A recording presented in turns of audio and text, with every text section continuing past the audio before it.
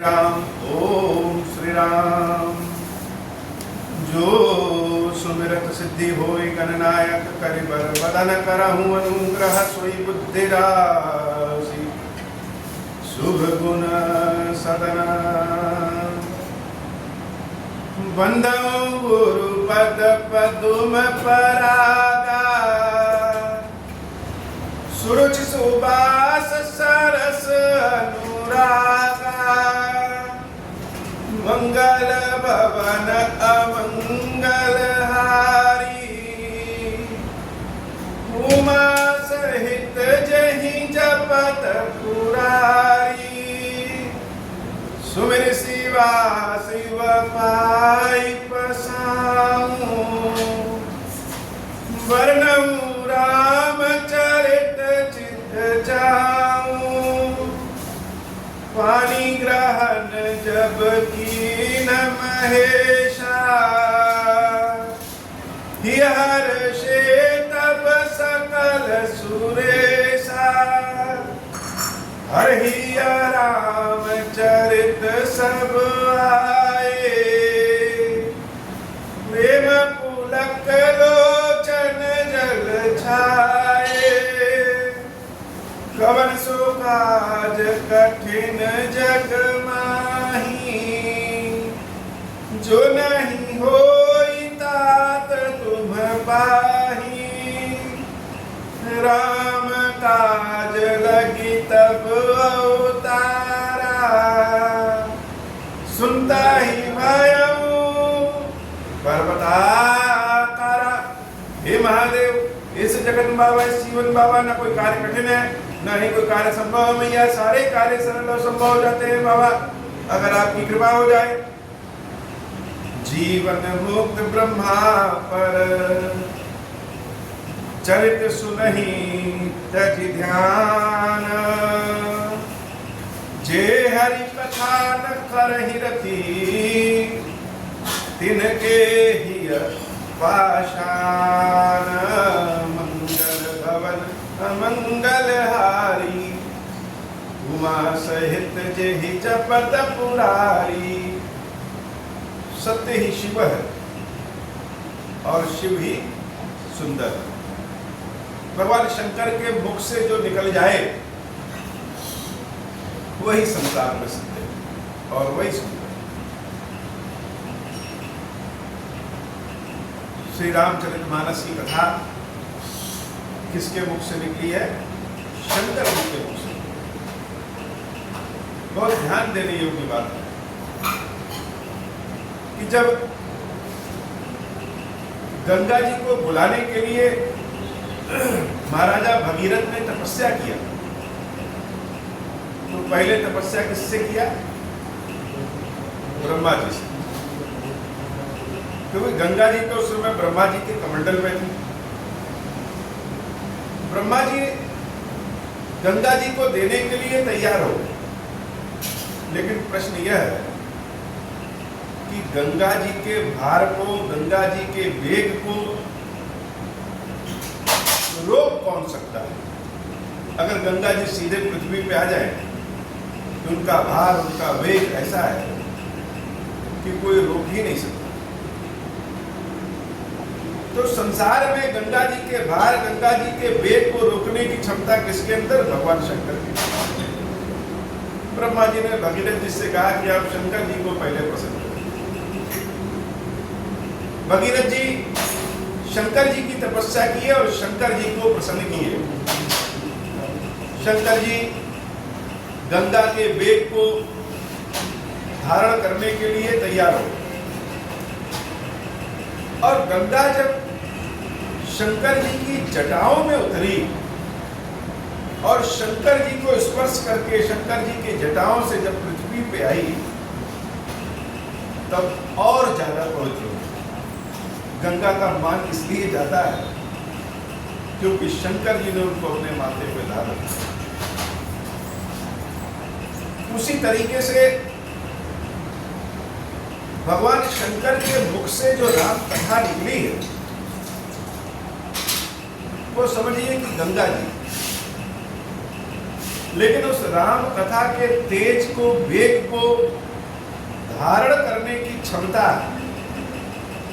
शंकर जी के मुख से निकलने वाली राम कथा के भाव को धारण करने की क्षमता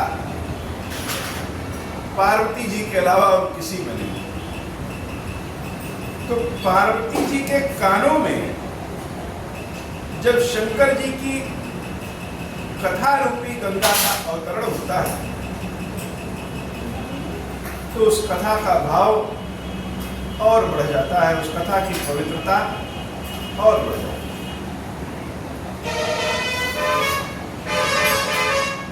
भगवान शंकर देवी पार्वती से कहते हैं, हे देवी, ईश्वर को प्राप्त करने के लिए लोगों ने अनेक अनेक उपाय किए। कोई कहा कि निर्गुण ब्रह्म है, कोई कह रहा है कि नहीं सगुण ब्रह्म है, कोई किसी रूप को पूछता है, कोई किसी तरीके को पूछता है, कोई तपस्या करता है और कोई कहता है कि समाज की सेवा करना ही असली तपस्या है। यद्यपि ये सारे रास्ते प्रभु तक पहुंचते हैं, लेकिन फिर भी जीवन मुक्त ब्रह्मा पर चरित सुनहि तज ध्यान, ये जो राम कथा है, जो लोग जीवन से मुक्त हो गए हैं, जो लोग ब्रह्मनिष्ठ हो गए हैं, जो लोग निर्गुण ब्रह्म को मानते हैं, जो लोग ध्यान में बैठे रहते हैं, ऐसे ज्ञानी महारथी लोग भी जब राम कथा कहीं सुनाई देता है तो सुनहि तज ध्यान, अपने ध्यान को छोड़ करके राम कथा सुनते। राम कथा ऐसी दुर्लभ है, राम कथा औषधि है, राम कथा गंगा है, हमारे कष्टों को काटने के लिए साक्षात महाकाली है राम कथा, दरिद्रता को दूर करने वाली साक्षात महालक्ष्मी है राम कथा, अज्ञानता के तिमिर को भगाने वाली साक्षात महा शारदा है राम कथा, भगवान विष्णु की योग माया है राम कथा, देवी पार्वती की श्रद्धा है राम कथा, राम कथा तो स्वयं दुर्गा है। इसलिए ज्ञानी ध्यानी लोग भी अपनी तपस्या, अपने ध्यान को छोड़ करके राम कथा सुनते हैं। जे हरि कथा न करहि रति तिन्ह एहि पाषाण। राम कथा के बारे में शंकर जी को कहने में संकोच भी नहीं लगता।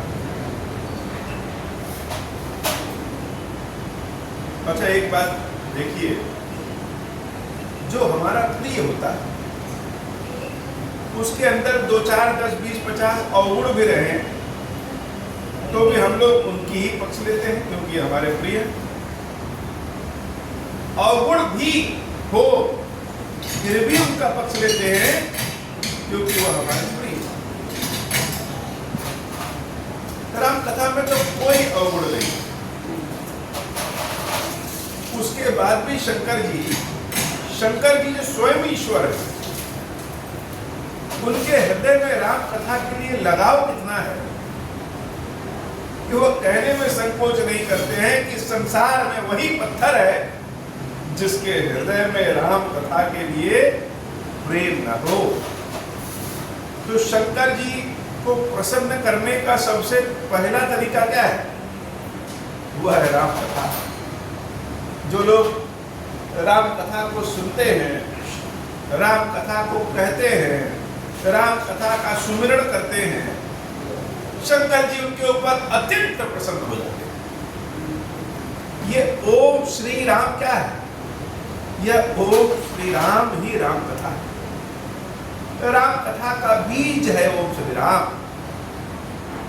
ओम शंकर जी कथा सुनाने वाले, श्री पार्वती कथा सुनने वाली, और ये दोनों लोग किसकी कथा सुनते हैं? राम जी की। वह राम। तो ओम श्री राम का अगर हम भजन कर रहे हैं, ओम श्री राम का सुमिरण कर रहे हैं, ओम श्री राम का कीर्तन कर रहे हैं, तो समझ लीजिए साक्षात शंकर भवानी को प्रसन्न कर रहे हैं, राम कथा सुन रहे हैं। ऐसी राम कथा। एक बार रघुनाथ बुलाए, गुरु द्विज पुरवासी सब राय। बैठे गुर मुनि अर तुझ सज्जन, बोले बचन भगत भव भंजन। राम जी बड़े करुणामयी।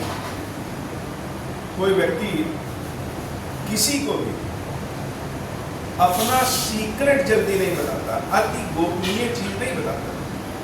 कोई व्यक्ति बहुत धनी हो और वह धन किस माध्यम से कमा रहा है, यह सीक्रेट किसी को नहीं बताएगा। पढ़ने वाले लोग किस तरीके से पढ़ाई करते हैं, यह सीक्रेट किसी को नहीं बताते। हलवाई खाना बनाने के तरीके के सीक्रेट को भी नहीं बताता है। यह तो बहुत बड़ी बात है। आजकल लोग जब कहीं से कपड़ा खरीद के लाते हैं, पहनते हैं, अच्छे लगते हैं, तो यह इतनी जल्दी नहीं बताते हैं कि कहां से खरीद के लाए हैं और क्या पहने। लेकिन राम जी इतने करुणा शंकर है कि जीवन का सार, आत्मा को परमात्मा बनाने वाला सूत्र, आत्मा का परमात्मा से साक्षात्कार कराने वाला सूत्र संपूर्ण जनता को बड़े ही सीधे सीधे शब्दों में प्रदान करते हैं। तो एक बार की बात है, भगवान श्री राम ने अपने गुरुदेव वशिष्ठ को और ऋषियों ब्राह्मणों को, नगरवासियों को, सभी को अपने पास बुलाया। एक बहुत बड़ा सम्मेलन करने के लिए सबको अपने पास बुलाया और सभी लोग राम जी के बुलावे पे साहस खुशी खुशी चले आए। जब सारे लोग इकट्ठे हो गए, बड़ी गूढ़ बात है। इस बात को, इस कथा के प्रसंग को, इस कथा को हम सबको अपने हृदय में धारण कर लेना चाहिए। राम कथा का असली आनंद तब है जब हम स्वयं को राम कथा से जोड़ सकें। हमारे अनेक जन्म हुए हैं और उन जन्मों में कोई एक ऐसा भी जन्म होगा कि हम अयोध्या के नगरवासी हों और हमको प्रभु श्री राम बुलाए हों, उस सम्मेलन में हम भी बैठे हों। जब सब लोग आ गए तो बड़े दुलार पूर्वक, बड़े भाव पूर्वक प्रभु श्री राम सभी से कहते हैं, सुनहु सकल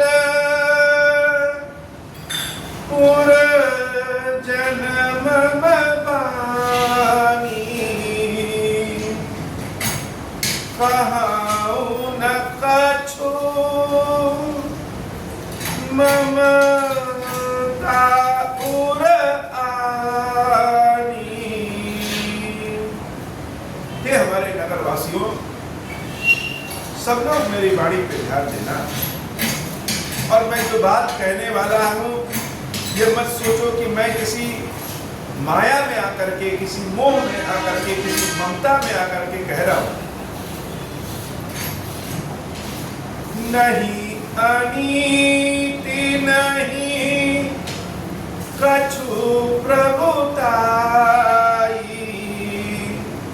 सुनहु करहु जो तुम्हारी सोहाई, सोई सेवक प्रिय तम मम सोई, मम अनुशासन माने जोई। अगर मेरी बात किसी को बुरी लगे तो मत मानना। ये मत सोचो कि मैं राजा हूं तुम्हारा, तो जो मैं कहूंगा वही मानना है, ऐसा नहीं। नहीं अनीत नहीं कछु प्रभुताई, कोई अनीत की बात नहीं करेंगे और कोई प्रभुताई वाली बात नहीं करेंगे।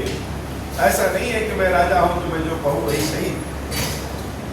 हम अपनी बात आप सबसे कहना चाहते हैं और आप सबको जो ठीक लगे वही करिएगा। मेरा सेवक, मेरा प्रिय वही है जो मेरी कही हुई बात को मान ले, मेरी आज्ञा को मान ले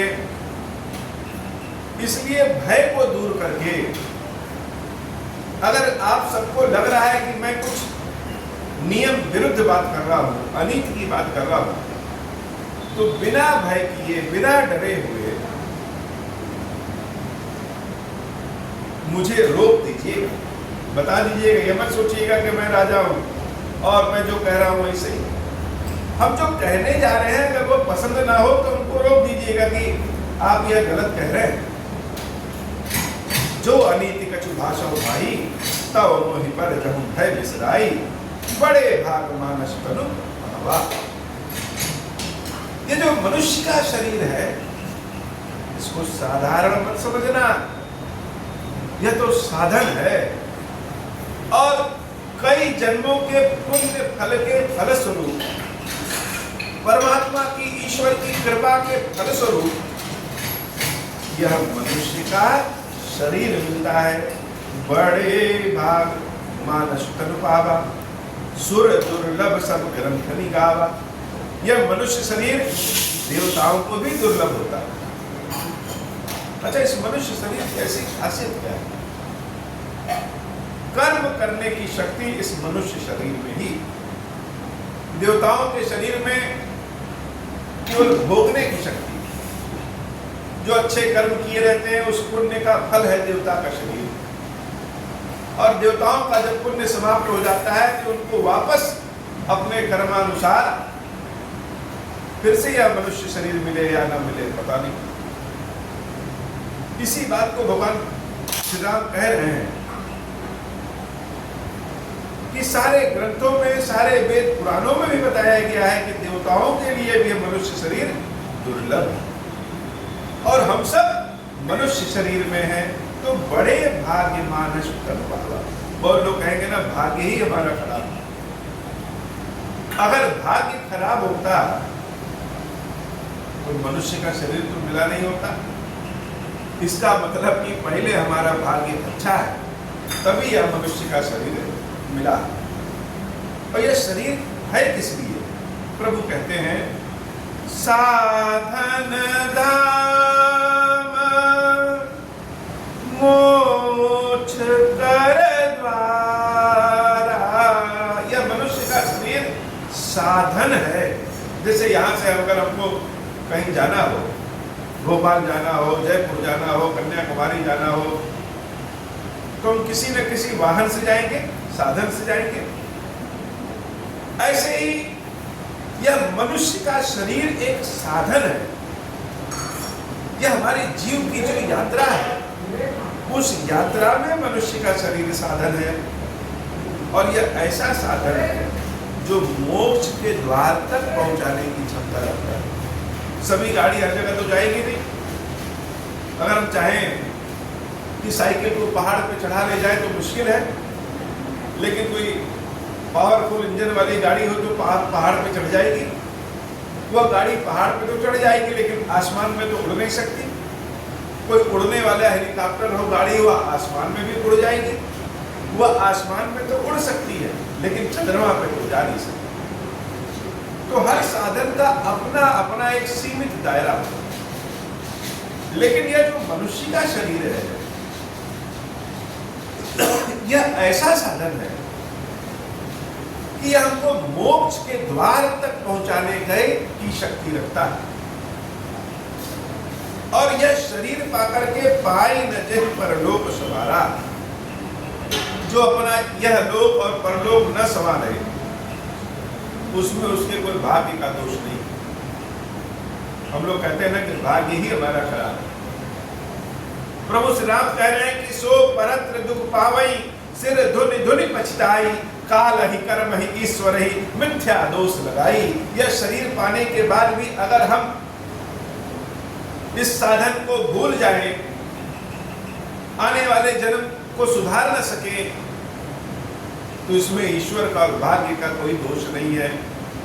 ऐसे व्यक्ति हर जगह दुख पाते हैं और अपने सिर को धुन धुन करके यह कहते हैं कि मेरा तो किस्मत ही खराब है।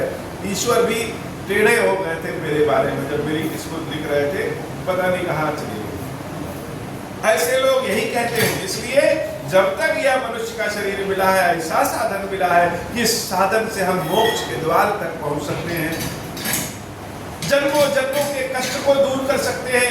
देवताओं को भी यह साधन दुर्लभ है, सबको यह साधन मिलता नहीं।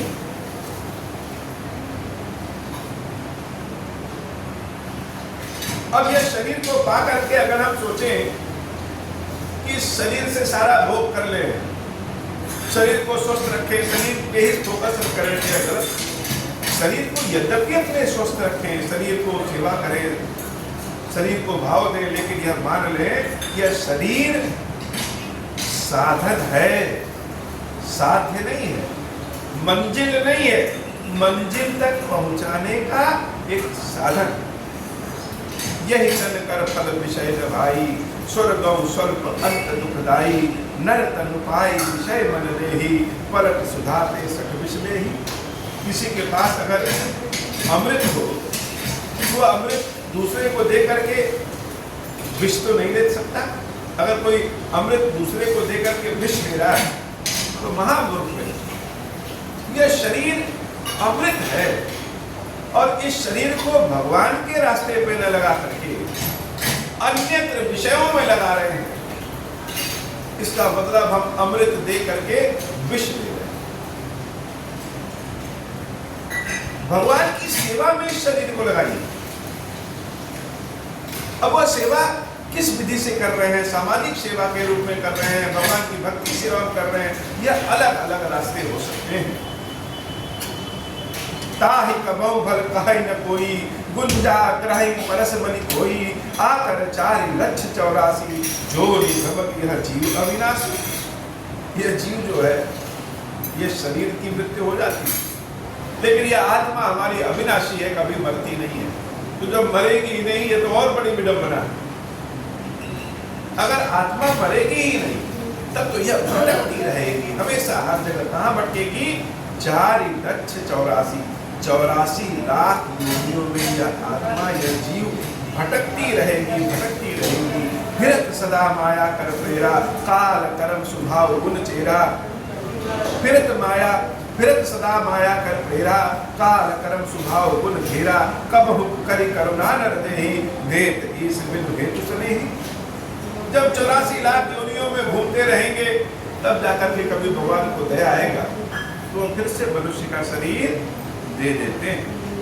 लेकिन अगर हम अपने कर्म सुधार लें, भगवान की भक्ति कर लें, तो भगवान की भक्ति, भगवान की कृपा, भगवान की दया से यह शरीर हमें आगे मोक्ष तक ले जा सकता है। यह 84 लाख योनियों का चक्कर ही समाप्त हो जाता है।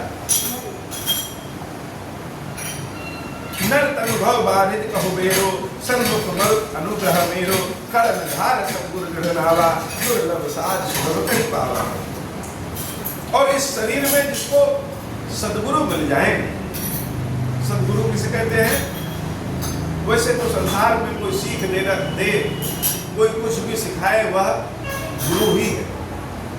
लेकिन सद्गुरु जो आत्मा को मोक्ष के द्वार तक ले जाने का ज्ञान दे। भगवान श्री राम कह रहे हैं जिसको सद्गुरु मिल जाते हैं, कारण धार सद्गुरु दृढ़ नाव। जैसे नाव मजबूत हो तो उस पार से उस पार चले जाते हैं, ऐसे जीवन के इस पार से उस पार भव सागर को पार करने के लिए गुरु की अति आवश्यकता होती है। और जिसको सद्गुरु मिल गए उसको मोक्ष भी मिल सकता है। दुर्लभ साध सुलभ करि पावा। अब गुरु कैसे मिलेंगे? यह तो पता है कि गुरु भगवान की पहचान को बताते हैं। ईश्वर कैसे प्राप्त होंगे, इसका ज्ञान गुरु दे सकते हैं, लेकिन गुरु कैसे प्राप्त होंगे? भगवान श्री राम सिर्फ प्रश्न नहीं करते, सिर्फ समस्या को नहीं गिनाते हैं, समस्या का समाधान भी बताते हैं। अब प्रश्न यह है कि अगर मनुष्य का शरीर हमको मिल गया है और इस शरीर से मोक्ष प्राप्त कर सकते हैं, दुखों को दूर कर सकते हैं, हर जन्म को ठीक कर सकते हैं, उसमें सद्गुरु रास्ता दिखाते हैं। ये सद्गुरु मिलेंगे कहाँ, मिलेंगे कब? स्वयं राम से कहते हैं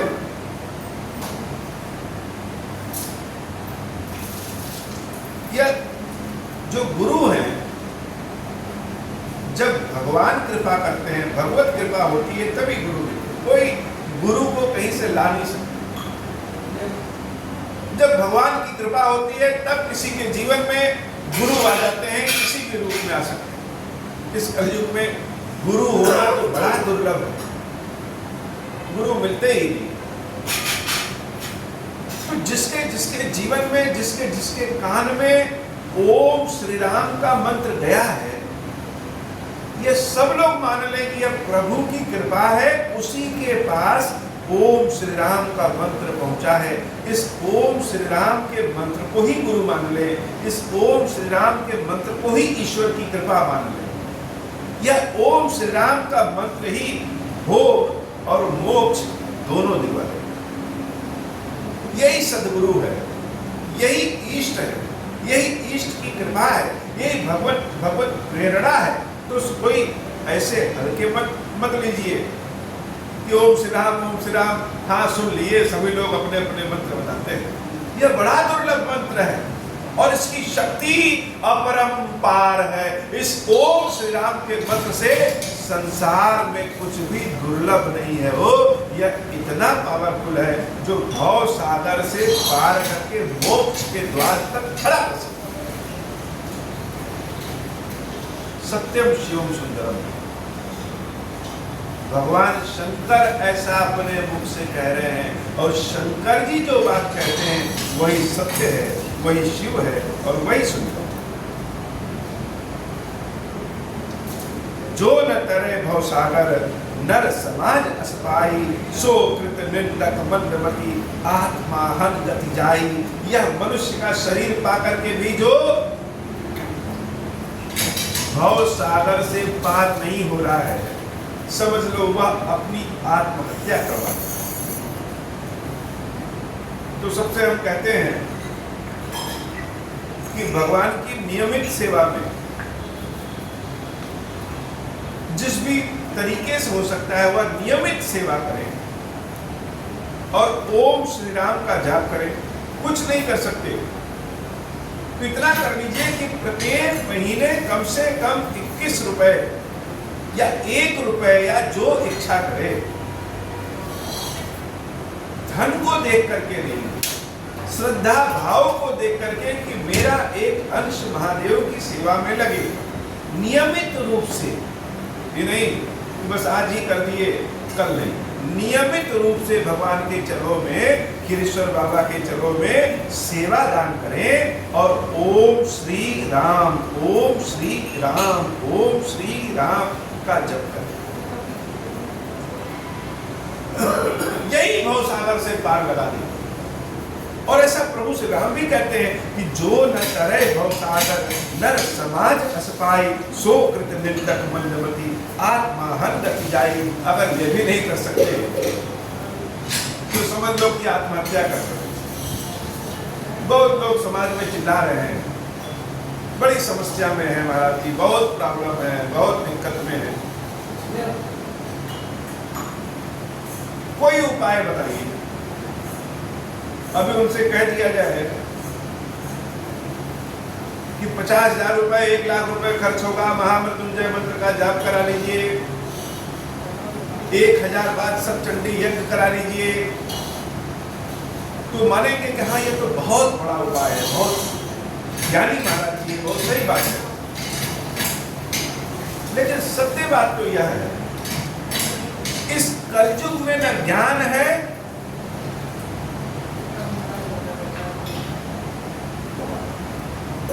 और न ही साधन, पवित्रता किसी चीज में नहीं है, वर्ण संकरता हर चीज में। तो सतयुग के, त्रेता के, द्वापर के मंत्रों को कलयुग में हम पवित्र माने, मंत्र तो पवित्र है, लेकिन इस मंत्र को साधन बनाने वाला पवित्र है कि नहीं, यह बड़ा अद्भुत है। तो कोई एक ऐसा रास्ता ले जो पवित्र भी हो और जो सामर्थ्यवान भी हो। तो ये ओम श्री राम का मंत्र भगवान शंकर के मुख से निकला हुआ पवित्र भी है और सामर्थ्यवान भी है। भारी भरकम कोई राशि भी नहीं खर्च करनी है। क्या करना है? ओम श्री राम, ओम श्री राम, ओम श्री राम, ओम श्री राम, ओम श्री राम, ओम श्री राम, ओम श्री राम का जप करते रहिए और क्षीरेश्वर महादेव की सेवा में नियमित रहिए। प्रत्येक महीने बाबा की सेवा करते रहिए, कल्याण तो होना ही होना है।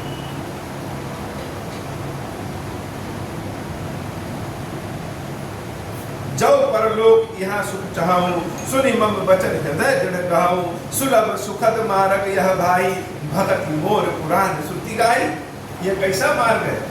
यह सुलभ है, सुखद है। राम जी कहते हैं यह मार्ग बड़ा ही सुलभ और बड़ा ही सुखद है। मेरी भक्ति का मार्ग अत्यंत सुलभ। भगवान की भक्ति करिए, लेकिन प्रश्न यह उठता है, ये जो मन है हमारा, यह भक्ति पे लगता ही क्यों नहीं लगता?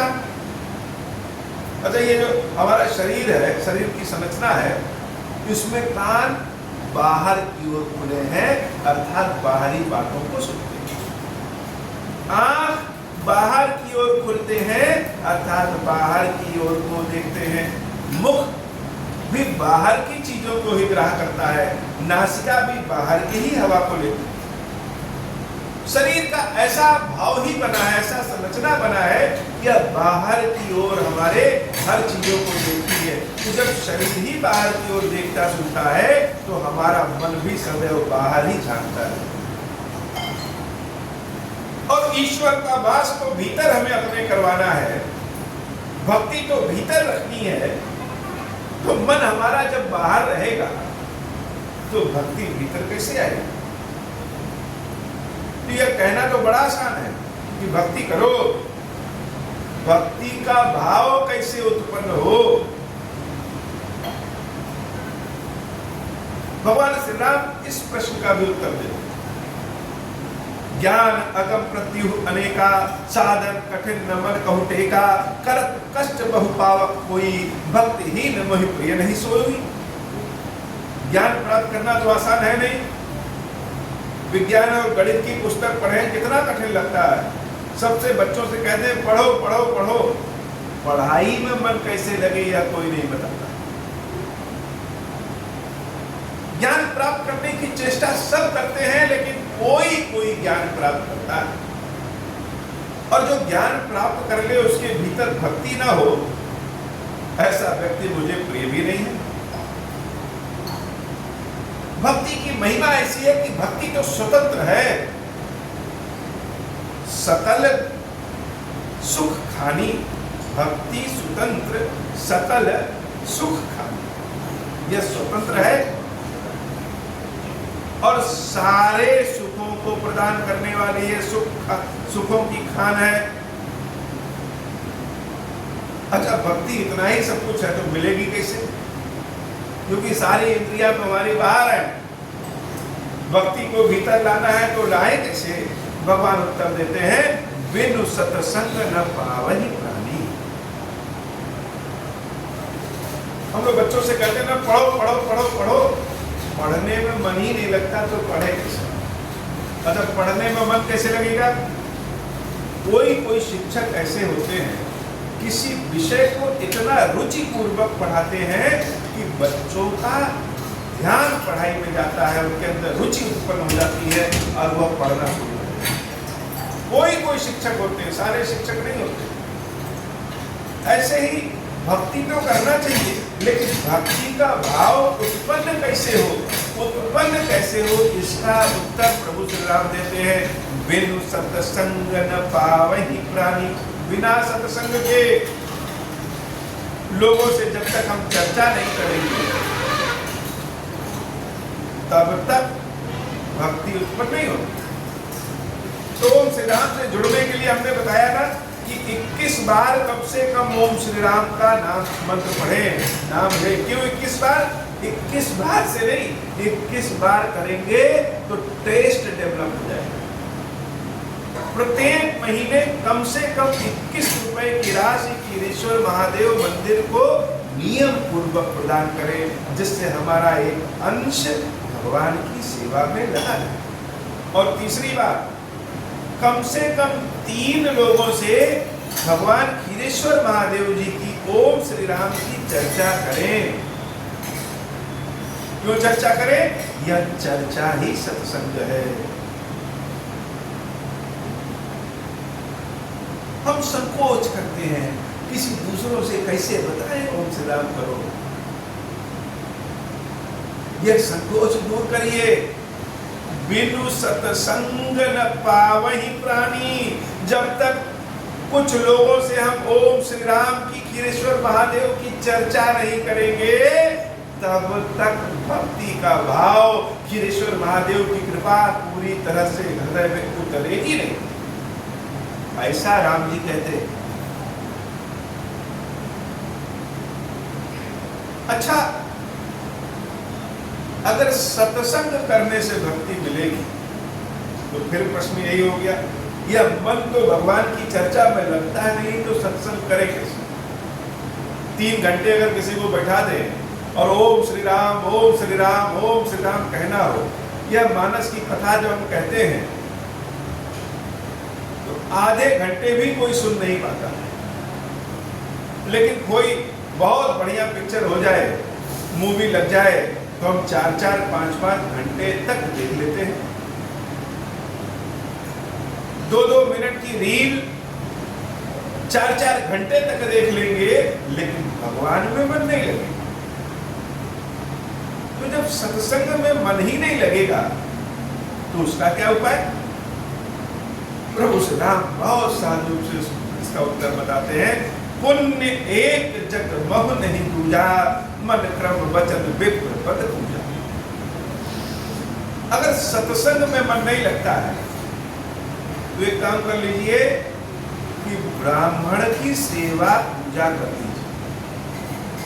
इसके समान जगत में और कोई पुण्य नहीं। लेकिन आज के समय में अगर यह कहा जाए सबसे कि ब्राह्मण की सेवा पूजा कर लें, तो लोग कहेंगे ये ब्राह्मणवादी हो गए हैं, या क्या बात कर रहे हैं। तुलसी बाबा को भी लोग नहीं छोड़ते।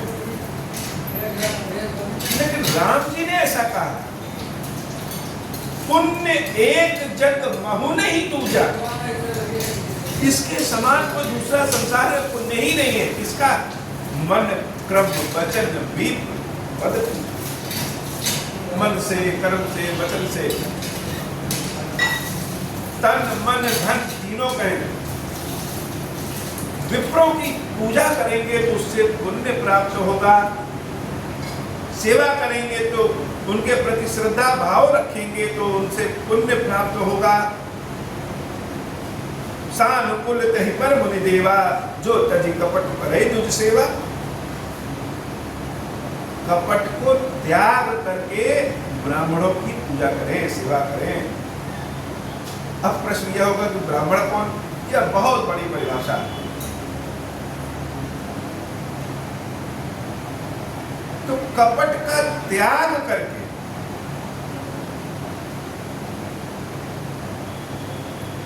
विप्रों के प्रति श्रद्धा भाव मन में रखेंगे, उससे पुण्य प्राप्त हो जाएगा।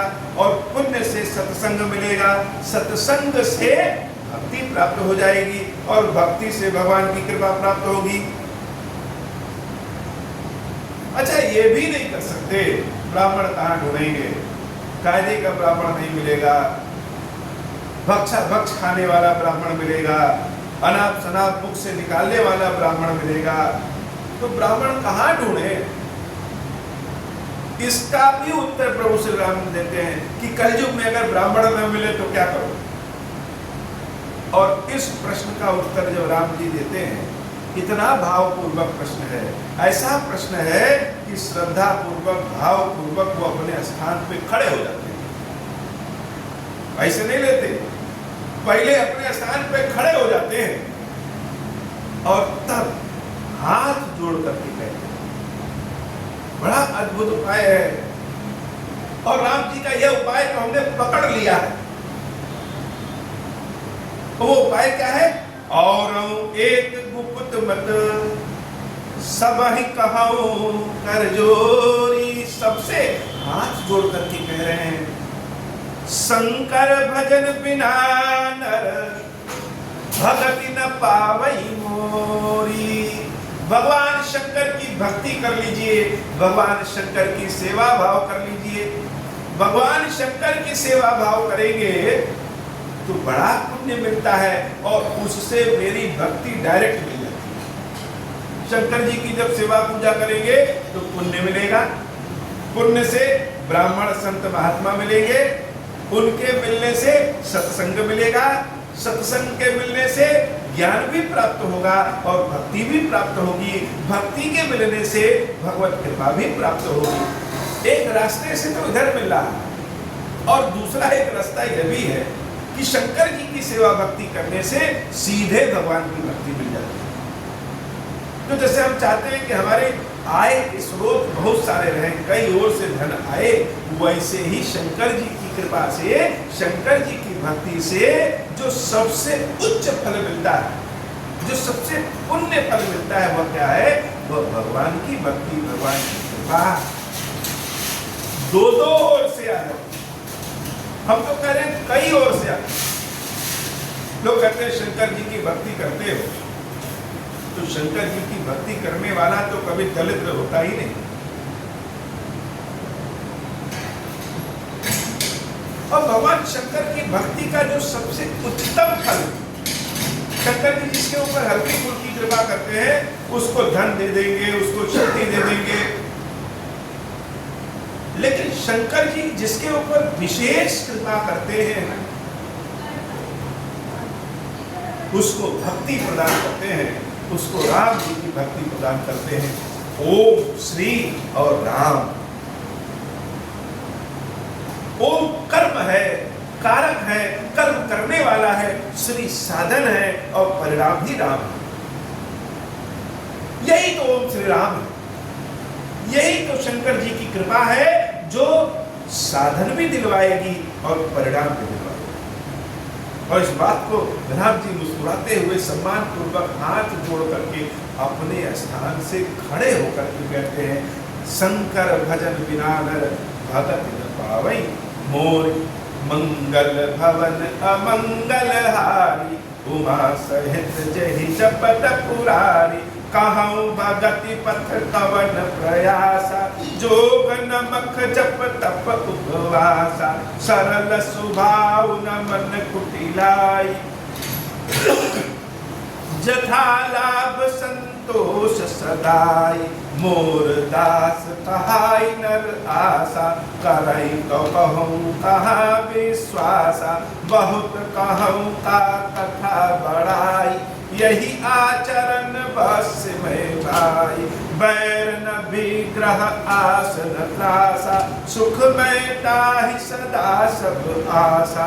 अनारंभ अनिकेत अमानी अनंत अरोष दक्ष विज्ञानी। प्रीति सदा सज्जन संसर्गा तृण सम विषय स्वर्ग अपवर्गा।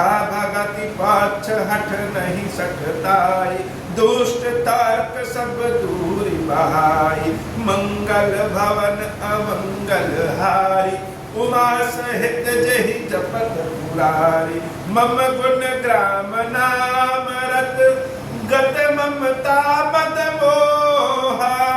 ताकर सुख सोई जानई परानंद संदोहा। मंगल भवन अमंगल हारी उमा सहित जहि जपत पुरारी। सुनत सुधा सम बचन राम के गहे सबन पद कृपा धाम के। जननी जनक गुर बंधु हमारे कृपा निधान प्राण ते प्यारे। मंगल भवन अमंगल हारी उमा सहित जहि जपत पुरारी। मंगल भवन अमंगल हारी उमा सहित जहि जपत पुरारी। सारे लोग अपने स्थान पे खड़े होकर के धन्य है धन्य है धन्य है कहने लगे। कह रहे हैं सब प्रभु की चलो मिल करके कि आपकी वाणी ही साक्षात अमृत है। सुधा सम वचन राम, राम जी के जो वचन ये अमृत के समान और उनके वचन अद्भुत है। सिर्फ समस्या नहीं, समस्या का समाधान भी राम जी बताते हैं।